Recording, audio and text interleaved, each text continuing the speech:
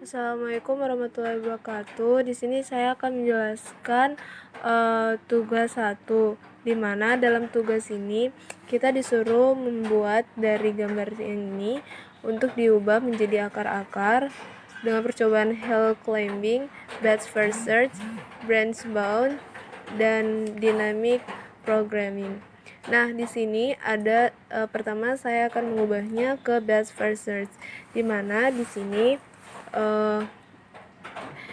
S adalah kita anggap ini adalah asalnya. Lalu A dan B adalah percabangannya. Di sini bisa dilihat S ke B, S ke A. Nah, di sini bisa dilihat S ke A memiliki nilai 4, sedangkan S ke B memiliki nilai 2. Maka yang lebih dekat adalah B. Nah, lalu dari B, di sini B ini percabangannya ada A, S, dan C. Kan B nggak mungkin kembali ke S. Nah, jadi di sini percabangannya yang betul adalah B ke A, B ke C. Nah, lalu di sini untuk B ke A nilainya adalah 1, sedangkan dia ke C nilainya adalah 7. Nah, antara 1 dan 7 mana yang bisa melewati dilanjutkan itu adalah ke A karena dia lebih kecil. Jadi di sini tuh adalah jarak terdekat. Nah, di sini A ke D nilainya adalah 3.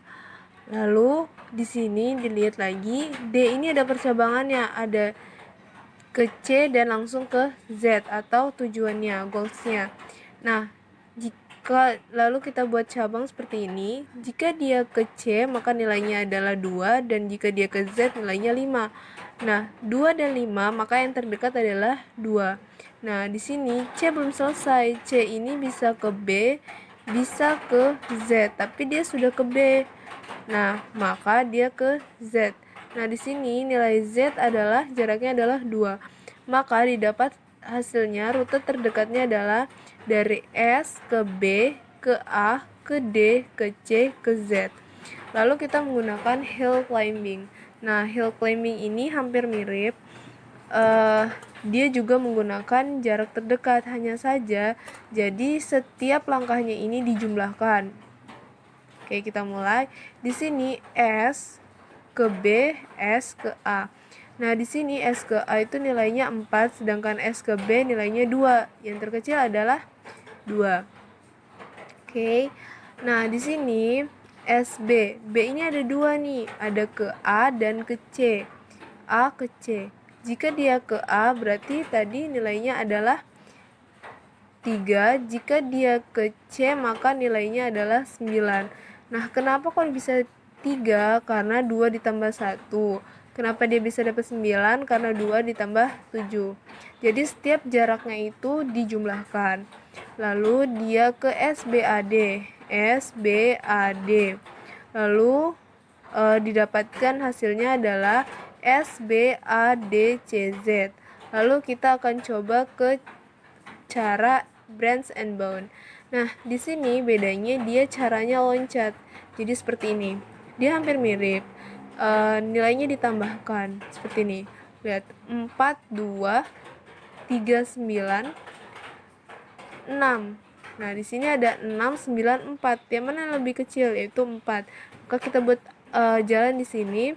Di sini ada 5, 7. Yang lebih kecil adalah 5. Nah, lalu di sini lanjut. Di sini 12, 6, dan 9. Nah, yang terkecil adalah 6. Maka kita lanjutkan dari D ke C, Z.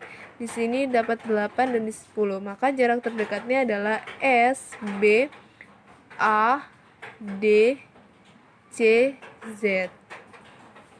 Lanjut ke dynamic programming. Nah, dynamic programming ini untuk penyelesaiannya ini menggunakan tabel.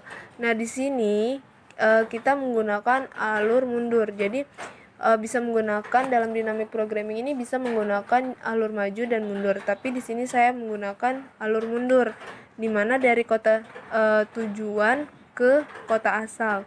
Nah, di sini asalnya ini ada C dan D.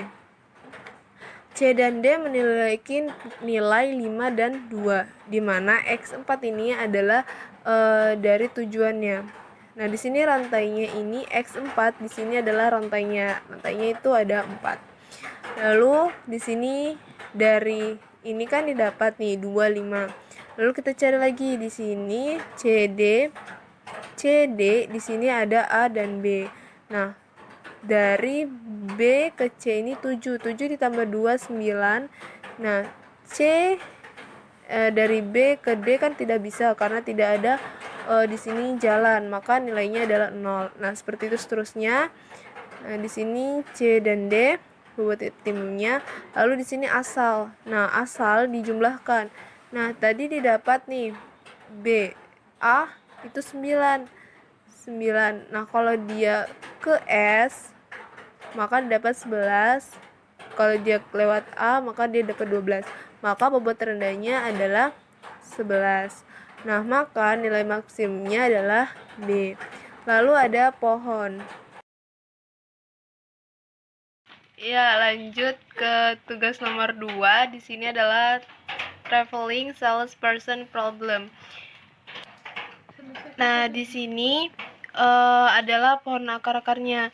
Jadi kan tadi tuh dia tuh soalnya dari A, kota A kembali ke kota A lagi. Jadi asalnya kota A, goalsnya adalah atau tujuannya adalah kota A. Jadi dalam akar-akarnya yaitu di sini A.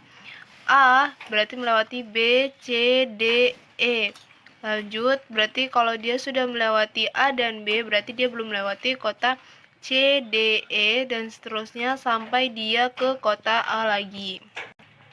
Nah, lanjut untuk best first search, dia sama seperti contoh seperti tugas nomor 1 di mana kita mencari jarak terdekatnya. Di sini ada 100, 125, 100 dan 75. Otomatis kita pakai yang 75. Lalu di sini ada 125, 125, 50.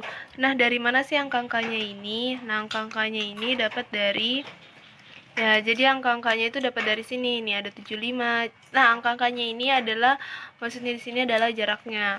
Nah, jadi untuk best first search itu jadi dia jarak terdekatnya yaitu dari A ke B ke D ke B ke C dan ke A. Lanjut ke hill climbing. Nah, hill climbing ini sama seperti soal nomor 1 di mana kita cari nilainya yang terendah. Di mana di sini didapat yaitu A, AE, terus ke AED, di sini AED ke C, lalu di sini C dengan B kan lebih kecil B, maka dia AEDB, AEDBC, lalu di sini AEDBCA. Nah, lanjut kita ke ini adalah branch and bounds atau biasa disingkat dengan rumus BNB. Nah, di sini dia itu lebih rumit karena dari soal itu dia kan pernyataannya dia akan kembali ke A. Nah, maka jawabannya seperti ini. Jawabannya adalah maka jarak terdekatnya adalah AEDBCA. Lanjut ke rumus dynamic programming. Nah, dynamic programming di sini kalian harus mencari nilai optimumnya. Hampir sama seperti tugas nomor 1. Penjelasannya. Nah, di sini ada asal solusi optimum.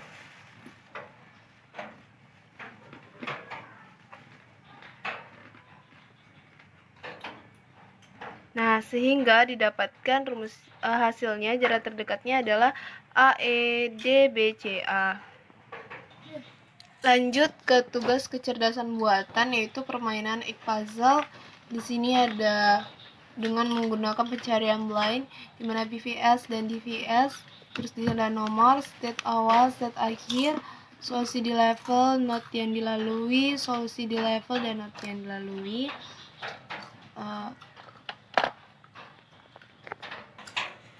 Ya, di sini ada penjelasannya.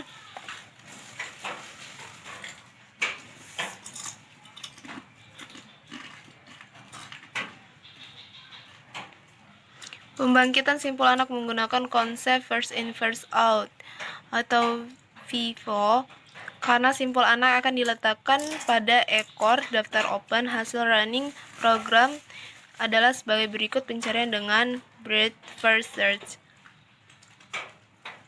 Ini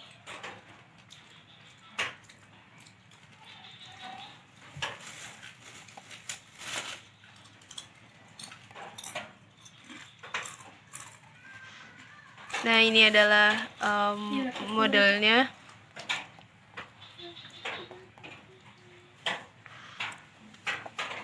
Proses stress untuk algoritma breadth first search atau BFS. Ini adalah DVS-nya.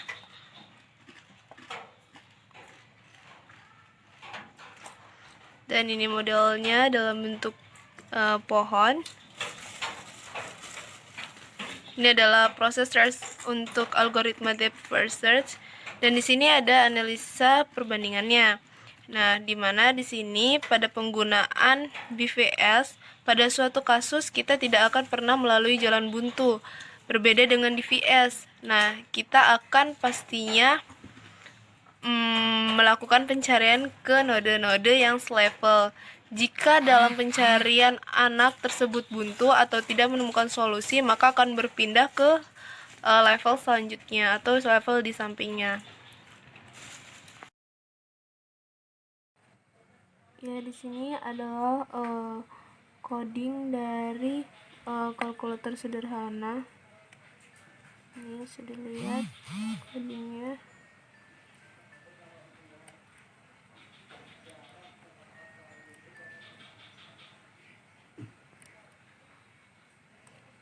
Oke, kita lanjut ke pengaplikasiannya. Nah, lalu di sini ada bentuk aplikasinya, dan setelah itu ketika diklik run maka aplikasi akan berjalan. Sekian dari saya. Wassalamualaikum warahmatullahi wabarakatuh.